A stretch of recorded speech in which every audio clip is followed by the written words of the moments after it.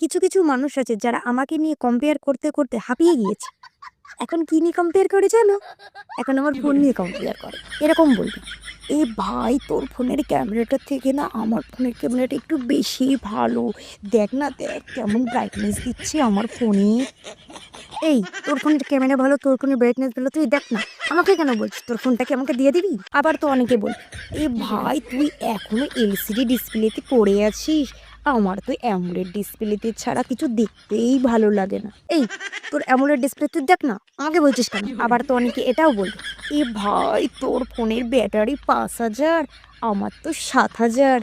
একদিন চার্জ দিলে ৬ দিন থাকে।" এই তোর ফোনের ব্যাটারি ৭,০০০ সেটা আমি জেনে কি করবো রে? তুই কি আমাকে দিবি? দিবি না? তাহলে বলছিস কেন? মুখ বন্ধ করে থাক। আরো কিছু লোক বলে, "এ ভাই তোর ফোনের দাম মাত্র ২০,০০০ টাকা। এইসব কম দামি ফোন ইউজ করলে না ফোন বেশি হ্যাং করে।